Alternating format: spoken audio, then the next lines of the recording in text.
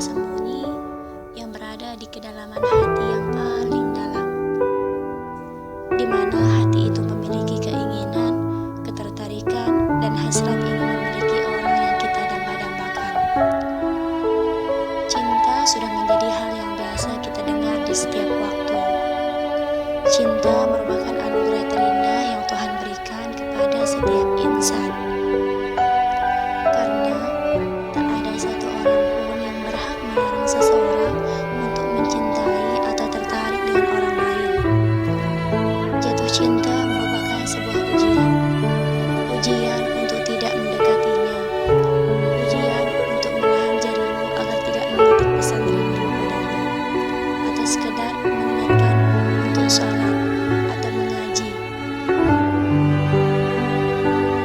Kita memang bebas untuk mencintai siapapun, tapi kita juga harus berpegang pada agama kita, agama Islam, di mana Allah telah menyuruh kita untuk mencintainya terlebih dahulu sebelum mencintai ciptaannya. Jatuh cinta memang boleh, jatuh cinta itu memang wajar. Tapi jika kita jatuh cinta, hendaklah kita jatuh cinta karena Allah. Jatuh cinta karena Allah adalah jatuh cinta dalam pandangan akidah, yaitu dengan memposisikan cinta kepada Sang Khalik lebih besar daripada cinta kita kepada manusia. Jatuh cinta karena Allah bukan perkara yang mudah diatur. Jika di bibir kita dapat mengatakan bahwa ini adalah cinta karena Allah, belum tentu hati kita seperti itu. Bisa jadi ada niat-niat lain yang tersembunyi karena syaitan menutupinya. Pada zaman sekarang, di mana zaman semua serba sosial media, jadi sebagai seorang perempuan, kita jangan mudah baper, apalagi kita dicat romantis oleh seorang pria, karena kita tidak tahu apakah dia sungguh-sungguh mencintai kita atau tidak. Ataukah ternyata kita itu bukanlah satu-satunya wanita di kolom chattingannya. Maka kita tidak usah mencintai seseorang yang belum pasti. Mari kita cintai Allah terlebih dahulu. Mari kita berintrospeksi diri. Perbaikilah diri kita sendiri, karena Allah telah berjanji bahwa orang baik akan mendapatkan orang baik pula. Jodoh itu adalah sebuah cerminan diri kita sendiri. Jadi buanglah rasa berat dalam melepaskannya, meskipun kita sudah sangat begitu mengharapkannya. Karena cinta yang sesungguhnya adalah jatuh cinta tamat terencanakan.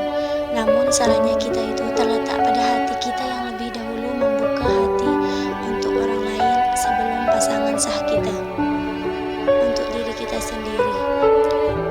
Kita bisa membuat kebahagiaan kita sendiri tanpa orang lain, karena menggantungkan harapan pada manusia itu akan menghasilkan kekecewaan.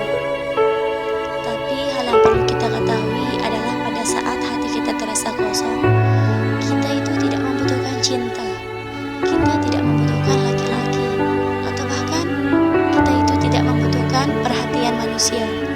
Yang kita butuhkan itu hanya lebih dekat dengan Sang Pencipta. Jatuh cinta memang dapat mendewasakan kita, memberikan kita banyak pelajaran tentang rumitnya pergaulan tak halal. Jatuh cinta adalah mengajarkan kita menjaga diri dan hati untuk terus berupaya, berhijrah dan memantaskan diri di hadapan Ilahi. Seperti firman Allah dalam Quran surat An-Nazi'at ayat 40 sampai 41. Dan adapun orang-orang yang takut kepada kebesaran Tuhannya dan menahan diri dari keinginan hawa nafsunya, maka sesungguhnya surgalah tempat tinggalnya. Dari ayat ini kita bisa mengetahui bahwa mencintai adalah hal yang wajar. Tapi jangan sampai rasa yang kita miliki mendorong kita untuk pacaran, karena pacaran itu adalah hal yang paling dibenci oleh Allah Subhanahu wa Ta'ala. Seperti yang difirmankan dalam Al-Quran surat Al-Isra ayat 32, yang artinya, dan janganlah kamu mendekati zina. Sesungguhnya zina itu adalah suatu perbuatan yang keji dan suatu jalan yang buruk. Ada sebuah kisah cinta yang begitu romantis, yaitu kisah cinta Nabi Muhammad SAW dengan Siti Khadijah. Seperti yang kita tahu, Khadijah adalah sosok wanita rupawan, terpandang dan dari kalangan golongan orang berada di masyarakat Arab. Khadijah melihat sosok Nabi yang begitu baik, jujur, dan patut diteladani, membuatnya begitu tertarik kepada Nabi Muhammad. Meskipun usianya terpaut lebih tua dari Nabi Muhammad. Namun, ternyata selisih usia tidak menjadikan Rasulullah canggung, apalagi kehilangan kendali sebagai seorang suami. Apalagi Khadijah berasal dari keturunan suku yang mulia. Sejak awal menikah, Khadijah tak pernah sekalipun meninggikan kata-kata terhadap suaminya tercinta, menjadikannya dia selalu menjadikan hati Rasulullah tenang, tenteram, dan membuat Nabi merasa dihormati. Seperti pada saat Nabi menerima wahyu pertama, Khadijahlah yang menemaninya. Di saat Nabi merasa begitu gemetar dan ketakutan setelah bertemu dengan Jibril alaihissalam, kemudian Khadijah datang menemani dan memberinya selimut. Inilah kisah yang sangat